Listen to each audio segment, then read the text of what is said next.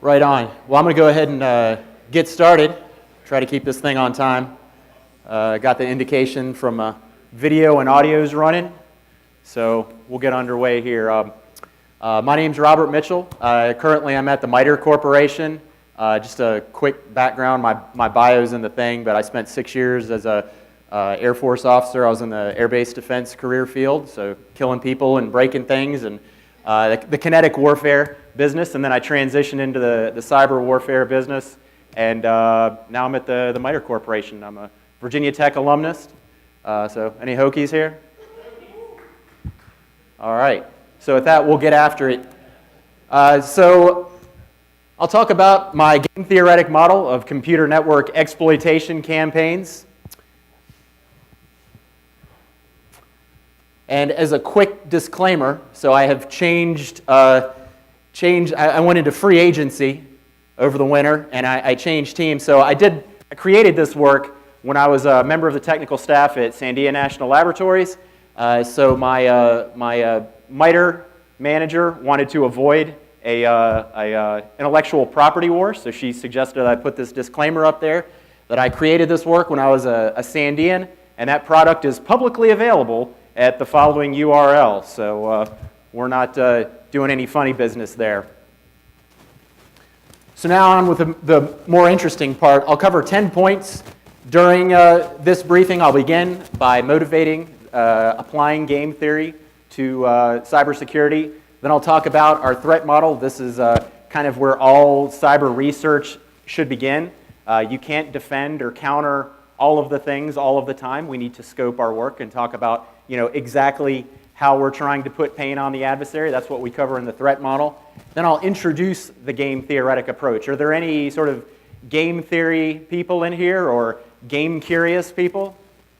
That's great. It looks like maybe a half of one, and that's perfect. We're going to start from the ground floor and build up. So if you are a sort of a hard-boiled game theorist, then you'll get some rigorous results out of this. And if you've never looked at game theory before, you maybe have to hang on by your fingernails, but you'll arrive at the final destination with everybody else.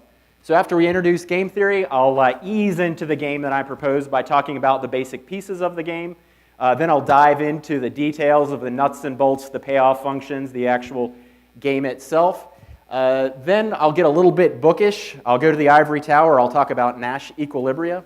And I'm going to move this mic just a couple inches away from my pie hole. Hopefully that'll help things out.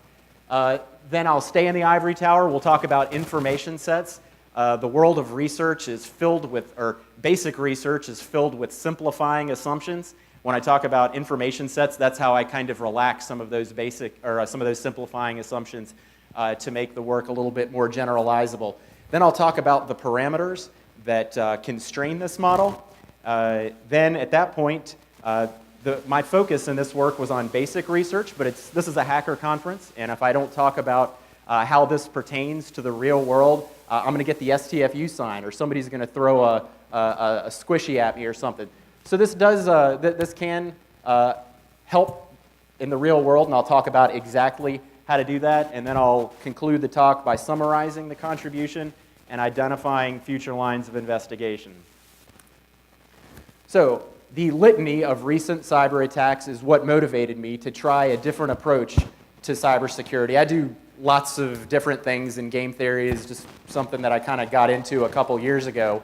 In this litany of recent cyber events, you've got the United States Democratic National Committee hack, the Banner Health personally identifiable information spill, the DIME domain name system DDoS, or the Mirai botnet, as Josh, the keynote speaker, talked about yesterday, the San Francisco Municipal Transportation Agency ransom, and then the WannaCry pandemic that we all, or a lot of us, dealt with. And I was modeling and human behavior attracted me in particular because this gives me an opportunity to break out of this endless cycle of whack-a-mole that we tend to play with exploits and remediations, and get inside the adversary's tactical decision loop, kind of hack the bad actor at the other end of the wire. That sounds like fun to me. And the get for this, the take-home, is that I envision that the real-world application of this is decision support at the strategic or management levels or the tactical or operational or useful levels of an enterprise. So decision support is the get here rather than directly putting pain on the adversary. I have other stuff that will do that, but this product is more of a decision support thing.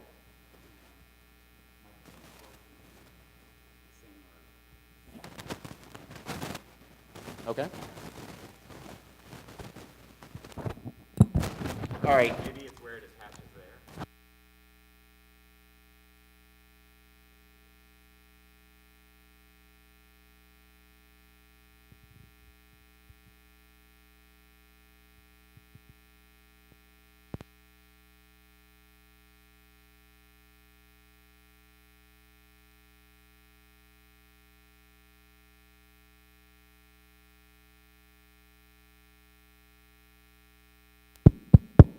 Can you hear me now? All right, moving right along. So threat model, this is where whenever I evaluate cyber research, this is kind of where I start by looking at the threat model. This states the goals, the goals and the capabilities that we assume that our adversary has. And in the threat model for this work, I assume a sophisticated, advanced persistent threat type adversary is present. I assume that their goal is to steal our private data. And third, I assume that they're interested in avoiding detection. Detection leads to attribution. Attribution leads to prosecution for a domestic law enforcement type scenario, or embarrassment for an international or diplomatic or intelligence type scenario. And you can contrast this threat model with a naive adversary, script kiddie, or computer network attack campaigns where the adversary seeks to break your resources rather than steal your private data. So some information security heavyweights like my current corporate overlord MITRE have computer network operation models. Like MITRE has the attack model, so I'm getting up to speed on that. And what I'm showing here on the right is my personal kind of construct for how computer network operation campaigns play out. And fortunately, it sort of coexists well with MITRE's attack model. The difference here, the reason why I use this, is it has 0 trademarks, which makes it a little easier from a legal perspective. And it also it's a little bit less complicated. There's less chutes and ladders and loop-de-loops and so on, so it's a little more prone to analyzability. So in my worldview, based on my kind of personal experience with this, is that a computer network operation will move through 5 stages. The adversary will begin in a surveillance stage where they learn everything they can about their target. Then it moves into a tooling phase where that adversary writes the programs and the scripts that they need to carry out that campaign. Then it moves into an implant phase where the adversary achieves that foothold on the subject system, that initial target of opportunity that presents itself. This would be the spear phishing phase of your campaign, to give a specific example. Then it would move into the lateral movement stage where that adversary moves from that target of opportunity, you know, that vice president, that CTO's computer that they clicked on that link they shouldn't have, to where the family jewels are stored on that subject network. That would be the pivot phase. And then at that point, they would begin exfiltrating that private data that you have, whether that be PII or former Sandian. So in that case, it would be nuclear weapon data, which is, you know, you want to try to not spill that if at all possible. So this will crop up when I talk about the full game, these 5 stages here. That's key. So I'll introduce the game theoretic approach a little bit. So I am kind of a mod sim person, and game theory is a complement rather than replacement for other forms of modeling, like closed form math is a great lightweight technique to provide first order approximations of different phenomena. This is your A plus B over C raised to the D power and so on. It's just lightning fast. And then you have your stochastic models, your Petri nets, your Markov chains, which allow you to consider time in your modeling. And then you've got simulation, which allows you to model arbitrarily complex phenomena. You know, if you can program it, then you can simulate it. And then on the far end of the spectrum is emulation, and this approaches the full fidelity of reality. And just as a personal note, I think at that point, you're really not doing modeling anymore. The idea with modeling is you sort of simplify reality, but emulation isn't really, that's sort of like their bragging point is like, oh, we reproduce reality. So game theory is a complement to that. It's not a replacement for any of these techniques. And the niche of game theory is it considers the human aspect, the tension between opposing rational players that prompts them to either compete or collude in certain ways. I wrote this briefing a little while ago, and collusion wasn't like a buzzword, right? And now it's like you can't turn on the TV without seeing something about collusion. So may get some guidance to revise my from corporate to revise my language on that. So between rational players, and it turns out the criteria. So that one of the easy targets of opportunity for game theory is like, well, you're assuming rational players. Well, who in the world's rational? Nobody. So the formal definition of a rational player is just that they have payoffs that are complete, which just means that any two payoffs can be ranked, like $10 is better than $5. And they're all transitive. So if payoff A is preferable to payoff B and payoff B is preferable to payoff C, then payoff A is preferable to payoff C, right? Pretty simple. And there's a lot of variants of game theoretic models. You have static and dynamic games. You've got complete and incomplete information models, perfect and imperfect information games, symmetric and asymmetric games, and zero and general sum models. So there's a large taxonomy of these things, and there are a lot of popular examples that you always kind of hear about. You hear about the prisoner's dilemma, right, every single time, and the stag hunt, and the Corno competition. One thing that I've noticed about all of the kind of easy examples, all of the popular examples of games, is they all kind of crowd one cell of that taxonomy that I just described. They're all static, symmetric, complete, and perfect information games. So what I'm going to show is not going to look like the prisoner's dilemma. It's not going to be a 2x2 matrix. It's going to be a little bit hairier than that, for better or for worse, and that's why. And this is actually not a computer science topic. It's an economics topic, and I think that's a good thing. Economics shares a lot in common with InfoSec. We're both strongly informed by human impulse, and our state of the art is such a mess that there's a lot of opportunity for contributing predictive models. So it's been fruitful. 11 game theorists have gone all the way and won the Nobel Prize in economics for their work in game theory. So really, just between you and me, at this point, I'm checking my mailbox every day for that letter from Stockholm. It'll be along any day now. So one of the people that has gotten one of those letters from Stockholm is this guy. This is John Nash. He's not the creator of game theory, but I would say he is the face of game theory. And he's a good old boy. I grew up in Appalachia, so I always like hearing about good old boys doing good.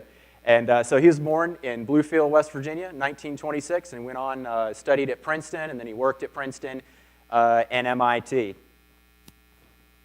So, and we'll more on John Nash later on when we talk about Nash equilibria.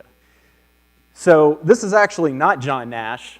This is Russell Crowe, and he plays John Nash in a kind of a cool movie called A Beautiful Mind, which tells part of John Nash's story. And I put this up there just as a little bit of an ego check to remind myself that if you have Hollywood makes a movie about your life, and then they cast Russell Crowe to play you in that movie, then you need to sit down and appreciate the fact that things are going pretty well for you at that point. Hollywood's not beating down my door to make a movie about my life, but when they do, I'm figuring probably Idris Elba or maybe Denzel Washington will play me in that. I don't understand. I say things that they're supposed to be jokes so nobody laughs, and then I get that. All right.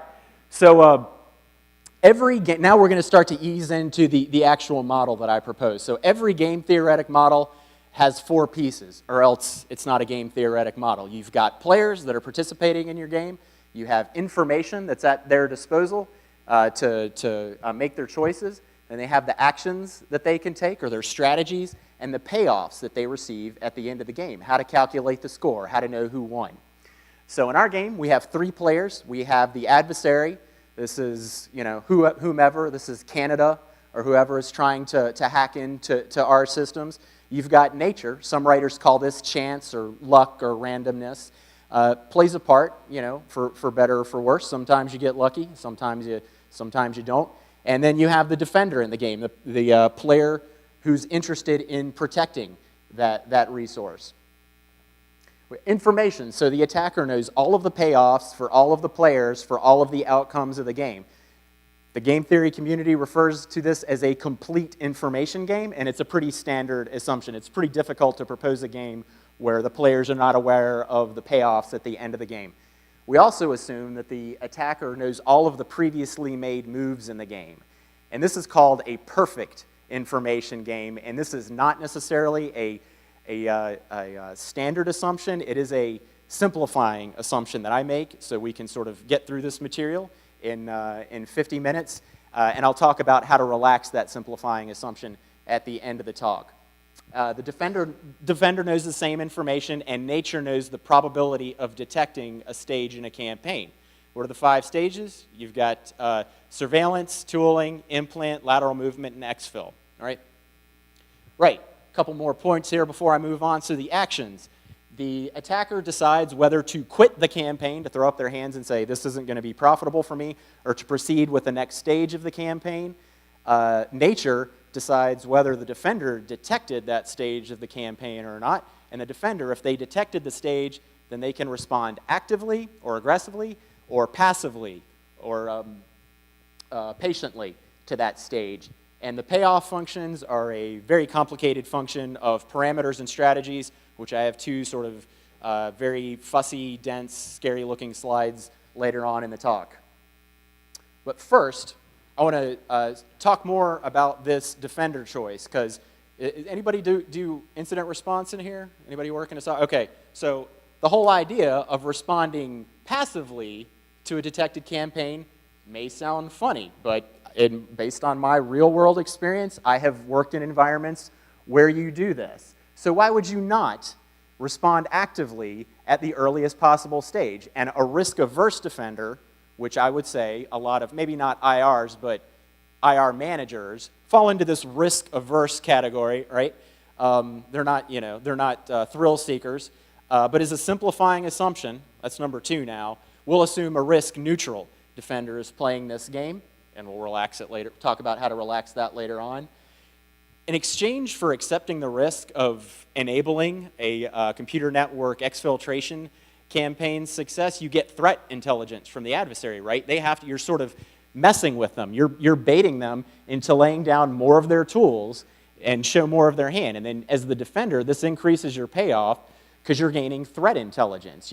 If you're seeing it from a sophisticated actor today, it's a 0-day, you might see it again in 3 months from like a tier 2 attacker. So you're saving yourself pain from detecting future attacks. And I sort of tend to work near the government, and we have this concept of mission partners, and you can share that threat intelligence with, and even in the corporate world, you have mission partners. You have these ad hoc relationships between SOCs and so on. So you sort of horse trade and share intel with one another. But if you never contribute any Yaris signatures, then you never get any Yaris signatures, right? So this is kind of the payoff for the defender. And the competing force is, oh, well, while you're in the course of messing with the adversary, you might lose hold of them, and they might wind up doing your village, and that would be a career-limiting move at that point. So I came up with this model to keep you out of that category and on the right side of that equation. So now we're going to start to get into the nitty-gritty of the game. So in order to sort of ease into the complete game, I'll talk about just a single stage of the game at one time. So this is what a single stage of the game looks like. So a little bit of notation here. Each vertex is a decision point, and it's labeled with a 1, an N, or a 2. 1 indicates player 1, or the attacker. N indicates nature's turn to move, and 2 indicates player 2 or the defender's turn to move. Each edge is labeled by the choice or the strategy that the player chooses at that pivot in the game. So the advantage goes to the adversary, or the initiative goes to the attacker. Player 1 starts the game. They decide whether to quit the campaign, that's Q, or proceed with stage X, where X is surveil, tool, implant, laterally move, or exfil. Next, nature gets a chance to play. Nature rolls the dice and decides if the defender detected that stage or not with probability P sub X, and then player 2 chooses to respond passively or patiently or aggressively to that detection. So an example of an active response would be unplugging that endpoint or remediating it, and a passive response would be setting up a deception environment or reversing that sample that you picked up off of disk or carved out of memory or whatever. So this is not going to be readable, but we have sort of if you sort of, you create the full campaign level game by joining those stage level games at their passive response and misdetection leg. So all of this sort of hair in here are those single stage games joined at the missed detection or the passive response leg. So the game is over if the adversary says, oh, this isn't going to be profitable for me, and quits the campaign, or the defender responds actively.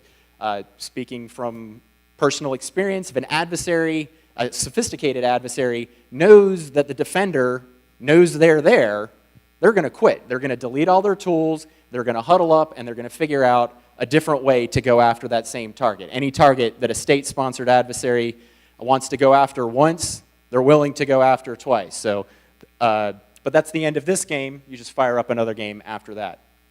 So if you assume the probability of detecting the tooling stage is 0, because that's kind of like a hard thing to detect, is hackers in wherever, Montreal or wherever Canada's doing these programs, then the game compresses a little bit, but it's still pretty hairy, certainly more hairy than that prisoner's dilemma type game. There are 48 different outcomes here, and there are 2 to the 5th different attacker strategies, 2 to the 4th different defender strategies. So it's a sophisticated little beast, for better or for worse.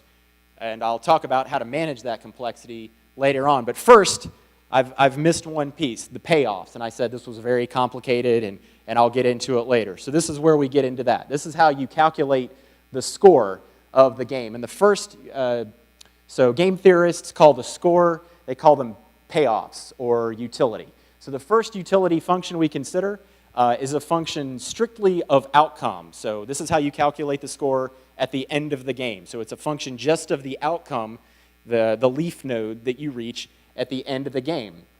And we call this U sub I of O, the utility to player I given outcome O. So I'll walk through how to calculate U sub I of O for 3 different outcomes at the corners of that sort of scary, fuzzy, triangle-shaped game that we talked about. So outcome 0 is at the top center of that triangle. And we reach this outcome. This is kind of a degenerate scenario. This is the warm-up. So we reach outcome 0 if the attacker quits the campaign before the surveillance stage. So there's 0 payoff to the attacker, 0 payoff to the defender, because the attacker didn't invest in any of those 5 stages, and they didn't harvest any private data. The payoff to the defender is 0 because they didn't spill their private data, and they also didn't harvest any threat intelligence in the process. So that's our warm-up.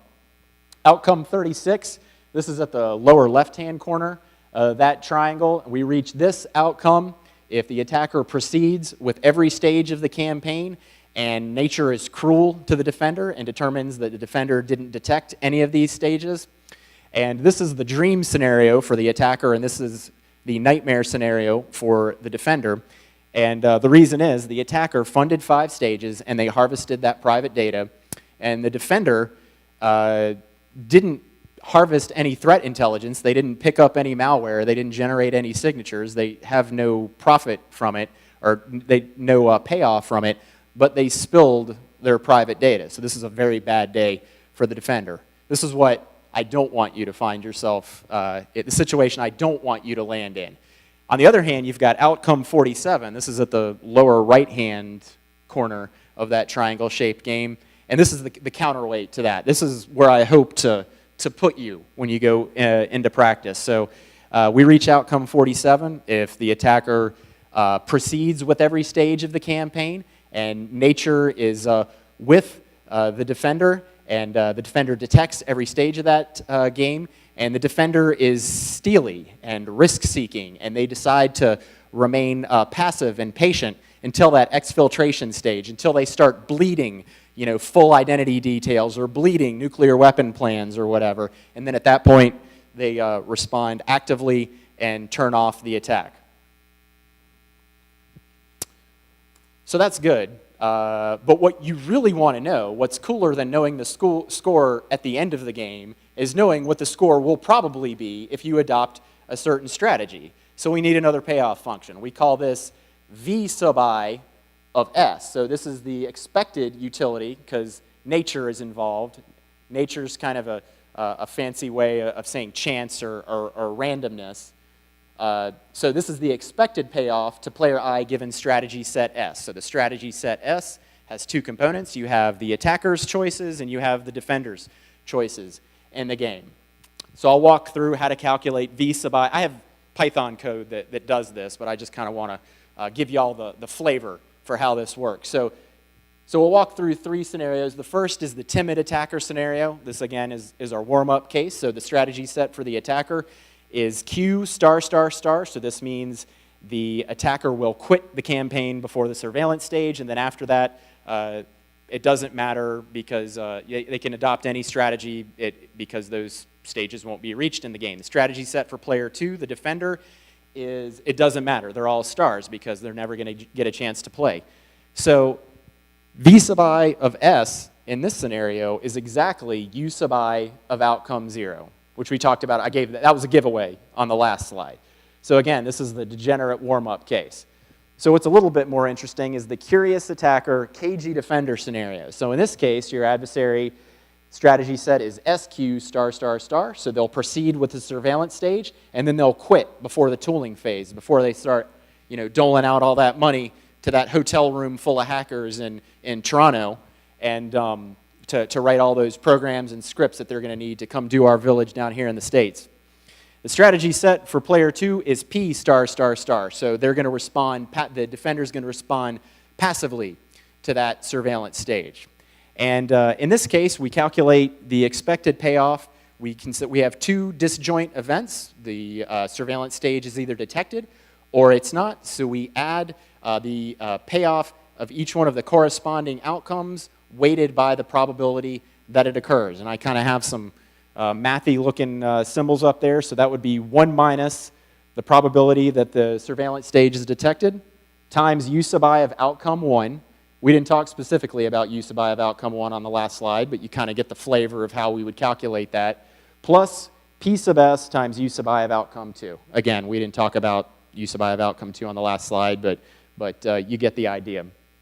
And then the third example I'll work through is the curious attacker, paranoid defender scenario. So the strategy set for the attacker is the same. The strategy set for the defender is now A star star star, and you calculate V sub I of S in a similar way. You just use a different term. You use U sub I of outcome 3 instead of U sub I of outcome 2. So that was the scary part of it. So if you were hanging on by your fingernails during that, then it's all, we're on the glide path now. It gets a little more less technical here. So this seemed pretty cool. I was pretty happy with myself for coming up with it. But when I was sort of socializing this with the incident responders in my sister department, they were like, this is like a 3-rail shot. I mean, this has got a lot of moving pieces. This is not useful for me in my practice. And the game theory community, like the John Nashes, anticipated idiots like me creating these games that are ridiculously complex and not useful. So they came up with this idea called solution concepts. And solution concepts simplify games. They reduce the set of all possible outcomes of a game to a subset of more reasonable outcomes of a game. And these help find the hot spots in how your games play out and explain kind of why they play out in the way they do. So there's a lot of different solution concepts because there's a lot of different kinds of games. And in the kind of game that we're talking about, a pure Nash equilibrium is the way to go. So a pure Nash equilibrium is a strategy profile where each player's strategy is a best response to the opponent's strategy. So even if you know the adversary's move ahead of time, you'll still make the same play. There's no advantage to having that information or not. So maybe you sort of get the idea. These are sort of natural stasis points inside the game. So one interesting note, finite games will always have at least one Nash equilibrium. So I'm not telling you to go find, here's the game, now go find the unicorn in it. It's always going to be there. You're always going to have a Nash equilibrium. It's the singular. I never get that right. Nash equilibrium in your game. But in many cases, there are multiple Nash equilibria in your game. And they may not be sequentially rational. This is a fancy way of saying common sense. So these Nash equilibria may tell you to do things that don't make sense if you have tunnel vision in the context of just a subgame, in the context of just a single stage. But they are regarded as, generally speaking, wise strategies to adopt. So I will stay in the ivory tower. We'll talk about information sets. So I gave you two simplifying assumptions that I needed to, so I have painted myself in a corner from a research perspective, and now I need to show you how I intend to get out of that corner that I painted myself into. And the way you do this is with information sets. So information sets are collections of nodes that at least one of the players in the game can't distinguish between. So in our game, the adversary doesn't know whether the defender failed to detect a stage or whether they responded passively. And that's a problem. So if you have a non-singleton information set, then congratulations, you have just been promoted from a perfect information game to an imperfect information game. And the way you deal with or one way of dealing with imperfect information is to assume different types of players are participating in your game. You've got your risk-averse IRs versus this is a unicorn, your risk-seeking incident response management team. You also have, another example would be, you have your attacker who is confident of their stealthiness, and you have that would believe they're in this right here, they believe that they have missed detection, versus your adversary who's a little more cautious about their stealthiness, and they will believe they're right here. They would believe that they've been detected, and the adversary, or the defender, is now toying with them. So you sort of identify these different types of players that are participating in your game, and then you lay a statistical distribution over top of these different types of players. Like 50% of the time I'll have a risk-averse defender, 50% of the time I'll have a risk-seeking defender, and then you calculate Bayesian Nash equilibria, which is more or less straightforward, but not prone to a 50-minute long conference talk. So the devil's in the details, and the details of this thing are all of the parameters that govern the payoff function. So there's too many of them, and too many parameters means inelegant and sort of clustery. So that's kind of like a known limitation here. So there are 19 parameters to this thing. 6 of them are attacker-facing, and those 6 are the costs for an adversary to carry out a surveillance, tooling, implant, lateral movement, or exfiltration stage, and their reward is the value of that. The reward comes from obtaining the private data of the defender, of the subject. There are 13 defender-facing parameters. Thank you, ma'am. You have the costs of responding actively to surveillance, implant, lateral movement, and exfiltration stages. You have the probability of detecting those same 4 stages, and you have the reward associated with detecting those 4 stages. Not all stages are created equal. And you have the cost of spilling that sweet, sweet private data, or maple syrup, when we're talking about the Canadian adversary. And so if this seems a little bit hand-wavy, and you're like, this guy's full of it, you're not wrong. But I have sort of answered the mail on this. I have a IEEE publication that I just basically talk about techniques for estimating how to estimate each of these 19 parameters. So if you get on the Google Scholar and look it up, my name and game theory, then you'll or email me. I will hand you that work. So if you're interested in kind of the details behind this. Right, so applications. Now this is the part where I convince you that this is not just ivory tower academics and that there is some value for this in the real world. And again, I envision the value of this is in decision support for the managers as well as the heroes and incident response. The managers can use this to study the viability of capital investment decisions, change security policies, and different defensive techniques. So should I buy a taller wall, to line around my enterprise? Should I change security policy? I worked somewhere where our enterprise was just getting our village done by spearphishing via webmail. So the CIO just said, all right, troops, no more webmail. So you can imagine how that went over. So, your decision makers will be happy to have some sort of fancy modeling to show in that scenario. And the way they use this is they modify the game to model that capital investment, that revised security policy, or that defensive technique. So they're going to have to call somebody like you, a technical person, to come in and hack up this game a little bit. And then they find the Nash equilibria, and then they compare the payoff functions before, for the control group and the experimental group, before the change and after the change. And if they can say, oh, well, this will increase our payoff, or this will decrease the payoff of Ivan, then let's move forward with this. So that's how they'll use it. The heroes and incident response can use this work to forecast the impact of tactical responses, when to unplug that endpoint that's been hacked, and when to set up that deception environment and toy with the adversary. Identify tactics, techniques, and procedures that will make these campaigns unprofitable for the adversaries, and also to channelize the attacker. So I mentioned my background in kinetic warfare, and this is something you want to do. You want to put the bad actor where you want them, when you want them there, to maximize your visibility and your ability to beat up on them. A principle of warfare is never get into a fair fight. And that's kind of what I'm talking about here. Avoid getting into a fair fight. All right.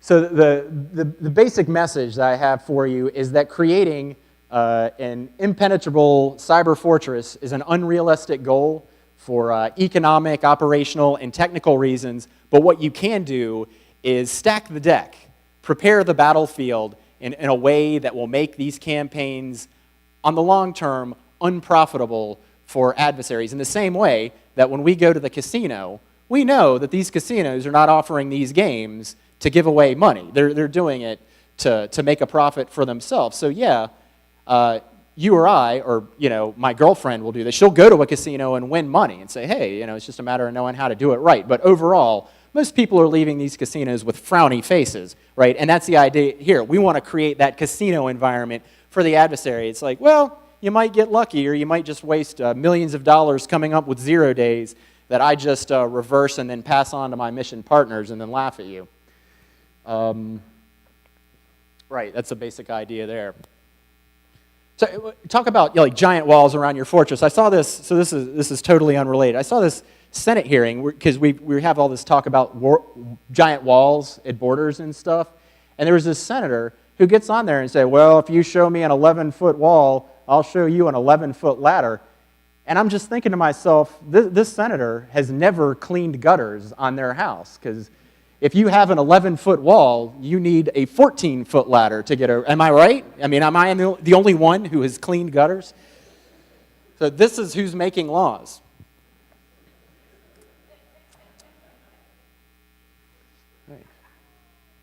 So in conclusion, everybody breathes a sigh of relief. We're almost out of here. So this is kind of my come out role on game theory. I kind of get interested in a new topic every 2 or 3 years, and game theory is my latest one. So this is kind of my come out role on game theory, but there are 2 basic contributions here. I propose a campaign. I mean, the literature's filled with these sort of like tiny micro games that model sort of like the initial exploit, or just the lateral movement, or just the exfil, or smart grids has been one of my things. So modeling, attacking one segment of a grid.